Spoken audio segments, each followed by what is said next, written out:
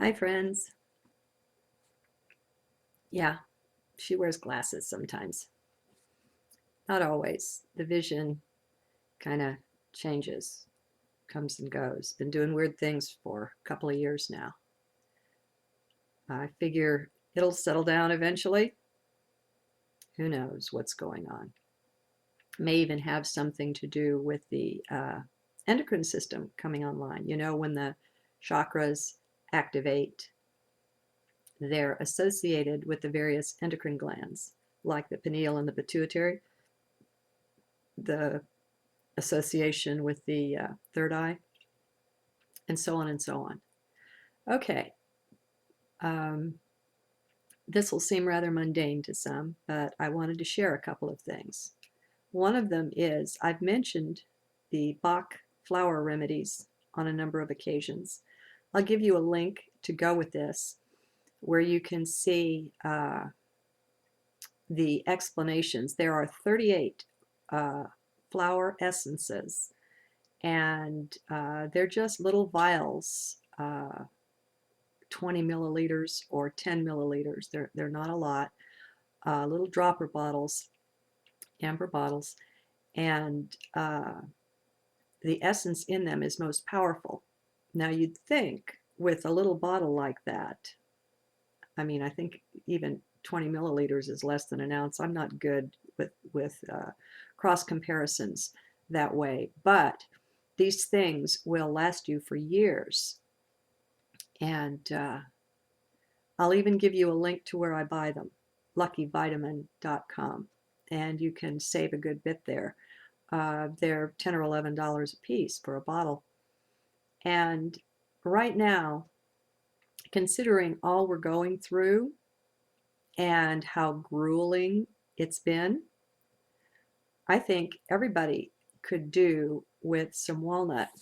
And just a thumbnail sketch of walnut for protection and constancy against outside influences during major periods of transition, such as moving, breaking old, or forming new relationships, changing jobs, etc. Well, I would say ascending qualifies as a major transition, wouldn't you? I've only been taking it for, gosh, is it one day? Either one or two, and I already feel a certain steadiness. These are very subtle. I mean, you know, these are essences. There's no fragrance to them or anything. They have a wee bit of alcohol in there as preservative. So if you have problems with that, I guess that might be an issue for you. But there are only 38. So I thought I would read just two or three of the little descriptions. Um, Red chestnut is for those who are over anxious for the safety and well being of others, often neglecting their own needs. Now, I think most of us know somebody like this, and might you be that somebody? Um, Star of Bethlehem for the great distress brought about by trauma, for the mental emotional effects surrounding the shock resulting from accidents, serious news, loss of someone dear, etc. And this one, sweet chestnut, is for unbearable anguish. When mind or body seems to have reached the outermost limit of endurance, when all that seems to remain is destruction and annihilation. And then, as I've mentioned before, I've been taking water violet, which is for those who are independent, aloof, and self reliant, preferring to be alone, even in times of trouble and illness. Now, not that that's too much of a problem, but you know, balance. We seek balance. And so, gorse is for great hopelessness. Beech is for those who need to be more tolerant and understanding of the ways of others. These are beautiful. Okay, how do the little vials last for years? Well, you get yourself an empty dropper bottle, 1 or 2 ounces. I like to work with the 2 ounce bottles. And you put purified water in it. And then you take your Bach Flower Remedy that you bought and you only put 2 drops of it in there. That's it. And that bottle is your treatment bottle. That's what you use. And out of that bottle, they say to take 4 drops in any liquid that you drink. And so there's 4 drops in the coffee, 4 drops in the juice, 4 drops in the soup, 4 drops, and I put drops in my water that I drink as well. The basic dosage is 4 drops 4 times a day. As long as you do that as the minimum, you get the benefits that are there for you. And you can combine them. You don't have to take just one. This is the first time I've ever put together a remedy that only had one of the flower essences in it. And your inner self will work with you and will tell you what's next. You know, what's the next best thing. I already have 4 set out so that when this bottle runs dry, and it's getting there, my next remedy will be prepared with 2 drops each from those 4 bottles. So just a little thumbnail sketch in case you'd heard these things mentioned and didn't really know what it was all about. It's not a very expensive thing considering you're only using, you know, a couple of drops at a time. Your $10 or $11 investment in the bottle can easily last you years because you're not going to be taking that same remedy solidly for a very long time. You will shift. It will move you. It doesn't keep you dependent as pharmaceuticals do. These things are great movers of energy.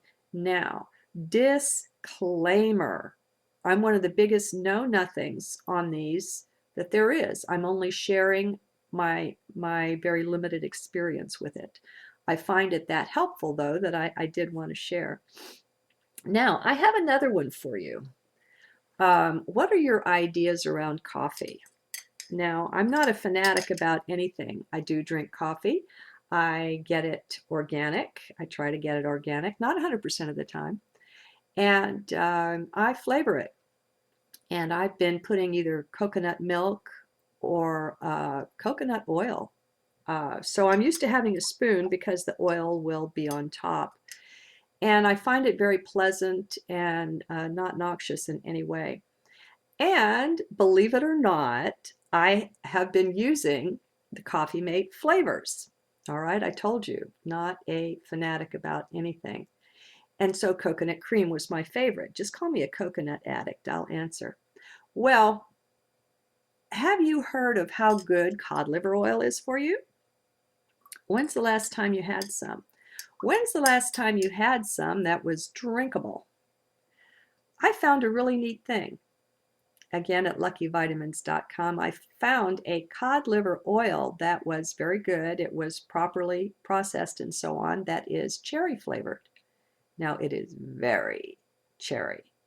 So what I did is I bought 2 bottles and combined them, one with just plain Jane cod liver oil and the other one with the cherry, and I put them together in a bigger bottle.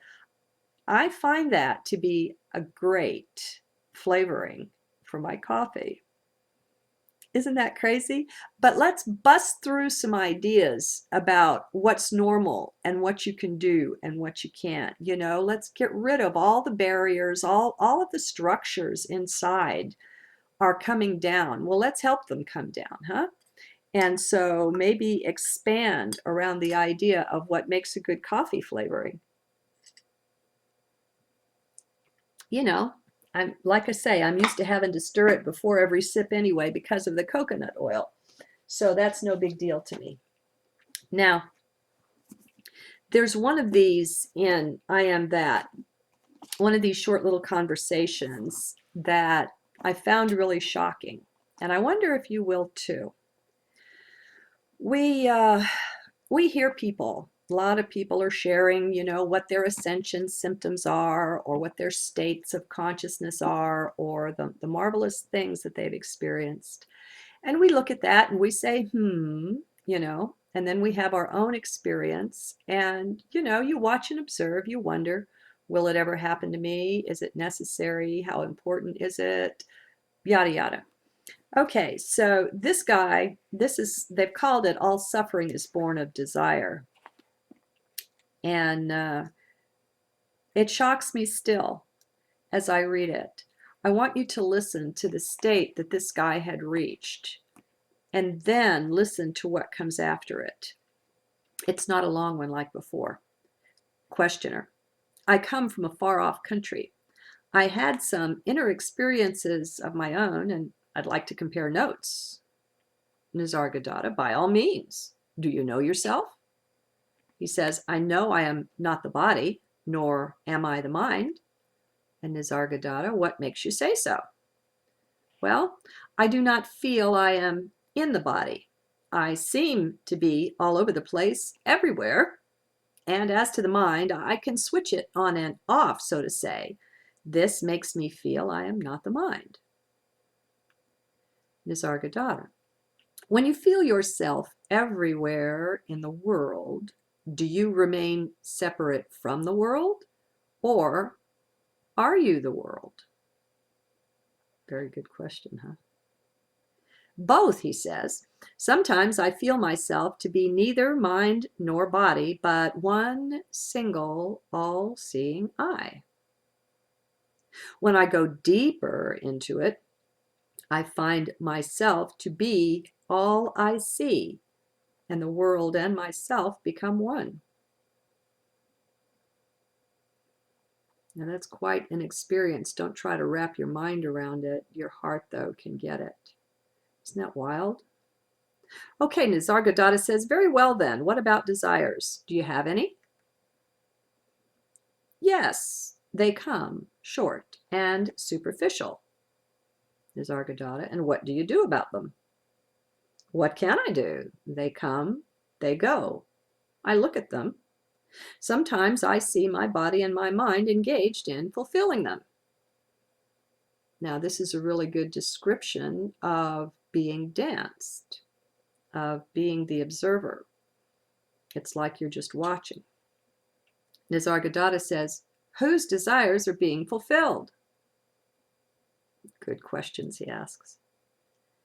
Answer: they are a part of the world in which I live. They are just as trees and clouds are there. Nisargadatta: are they not a sign of some imperfection? Questioner: why should they be? They are as they are, and I am as I am. How can the appearance and disappearance of desires affect me? Of course, they affect the shape and the content of the mind.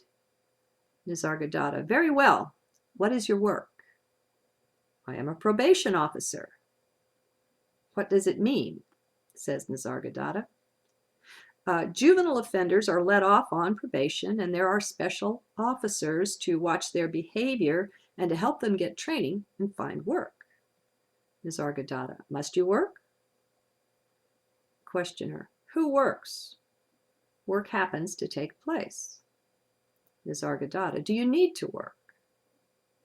Questioner: I need it for the sake of money. I like it because it puts me in touch with living beings. Nisargadatta: what do you need them for?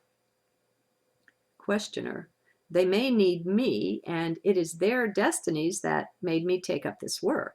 It is one life after all. Nisargadatta: how did you come to your present state? Questioner: Sri Ramana Maharshi's teachings have put me on my way, and then I met one Douglas Harding, who helped me by showing me how to work on the who am I?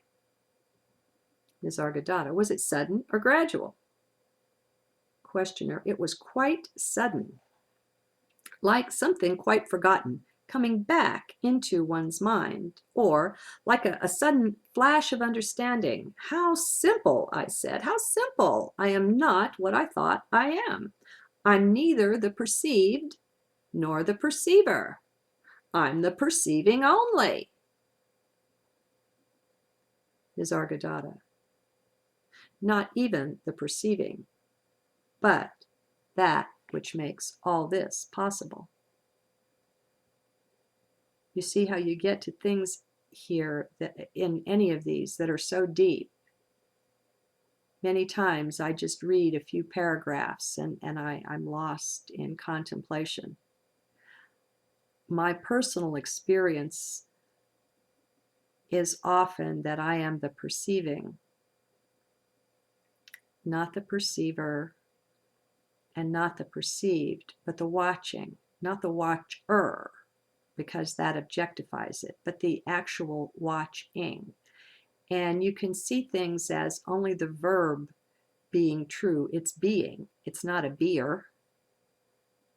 It's being. Things being as verbs. And so I've come that far. He says, though, not even the perceiving, but that which makes all this possible. Food for some deep pondering. Okay, so he shifts here. He said, the questioner says, what is love? When the sense of distinction and separation is absent. You may call it love. Gosh, who'd have thunk of an answer like that, huh? He says, why so much stress on love between man and woman? Nisargadatta, because the element of happiness in it is so prominent. Questioner, is it not so in all love? Nisargadatta, not necessarily. Love may cause pain. You then call it compassion. What is happiness, he says? Harmony between the inner and the outer is happiness. Again, who'd have thunk it? On the other hand, self-identification with the outer causes suffering. Questioner, how does self-identification happen? Nisargadatta, the self by its nature knows itself only. For lack of experience, whatever it perceives, it takes to be itself. Battered, it learns to look out and live alone. When right behavior becomes normal, a powerful inner urge makes it seek its source. The candle of the body is lighted, and all becomes clear and bright. And he questions again. He says, what is the real cause of suffering? Nisargadatta, self-identification with the limited. Sensations as such, however strong, do not cause suffering. It is the mind, bewildered by wrong ideas, addicted to thinking, I am this, I am that fears loss and craves gain and suffers whenever frustrated. Questioner, a friend of mine used to have horrible dreams night after night. Going to sleep would terrorize him. Nothing could help him. Nisargadatta, company of the truly good, satsang, would help him. Questioner, life itself is a nightmare. Nisargadatta, noble friendship, satsang, is the supreme remedy for all ills, physical and mental. Questioner, generally one cannot find such friendship. Nisargadatta, seek within. Your own self is your best friend. Like Mellon Thomas said, your soulmate is yourself. Questioner, why is life full of contradictions? Nisargadatta, it serves to break down mental pride. We must realize how poor and powerless we are. As long as we delude ourselves by what we imagine ourselves to be, to know, to have, to do, we are in a sad plight indeed. Only in complete self-negation is there a chance to discover our real being. Questioner, why so much stress on self-negation? Nisargadatta, as much as on self-realization. The false self must be abandoned before the real self can be found. And this is where this guy blows me away. Questioner, the self you choose to call false is to me most distressingly real. It is the only self I know. What you call the real self is a mere concept, a way of speaking, a creature of the mind, an attractive ghost. My daily self is not a beauty, I admit, but it is my own and only self. You say I am or have another self. Do you see it? Is it a reality for you? Or do you want me to believe what you yourself don't see? Nisargadatta. Don't jump to conclusions rashly. The concrete need not be the real. The conceived need not be false. Perceptions based on sensations and shaped by memory imply a perceiver whose nature you never cared to examine. Give it your full attention. Examine it with loving care, and you will discover heights and depths of being which you did not dream of, engrossed as you are in your puny image of yourself. I mean, isn't that shocking? He's come into states that some of us can only stand back and admire. And yet, it's almost finished. Questioner, I must be in the right mood to examine myself fruitfully. Nisargadatta, you must be serious, intent, truly interested. You must be full of goodwill for yourself. Questioner, I am selfish, all right. Nisargadatta, you are not. You are all the time destroying yourself and your own by serving strange gods, inimical and false. By all means be selfish, the right way. Wish yourself well. Labor at what is good for you. Destroy all that stands between you and happiness. Be all, love all, be happy, make happy. No happiness is greater. He comes back to this. Why is there so much suffering in love? Nisargadatta, all suffering is born of desire. True love is never frustrated. How can the sense of unity be frustrated? What can be frustrated is the desire for expression. Such desire is of the mind. As with all things mental, frustration is inevitable. Questioner, what is the place of sex in love? Nisargadatta, love is a state of being. Sex is energy. Love is wise. Sex is blind. Once the true nature of love and sex is understood, there will be no conflict or confusion. Questionnaire, there is so much sex without love. Nisargadatta, without love, all is evil. Life itself without love is evil. Questioner, what can make me love? Nisargadatta, you are love itself when you are not afraid. What do you think of that, my friends? Isn't that just amazing? You know, the teachers, they tell us, don't go after this or that state, and don't think that enlightenment comes with bells and whistles and, you know, the states and the experiences, they come and they go. And we've been taught this, we know it, but it's still so shocking to me to find somebody that could be in such expansive states and yet not be in his center, not have it be real. I mean, it isn't real. I guess that's what I find a lot of times in teachers that maybe aren't ready to be teaching. To me, heart is real. And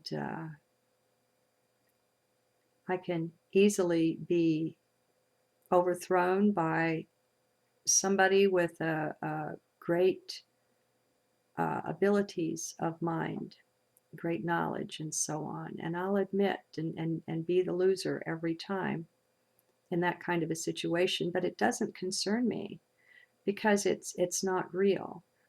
Only love is real.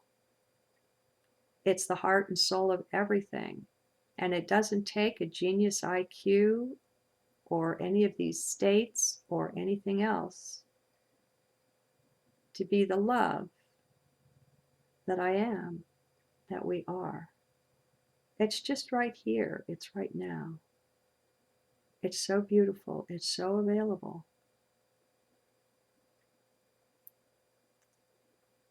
May all beings awaken. May all suffering cease. Namaste.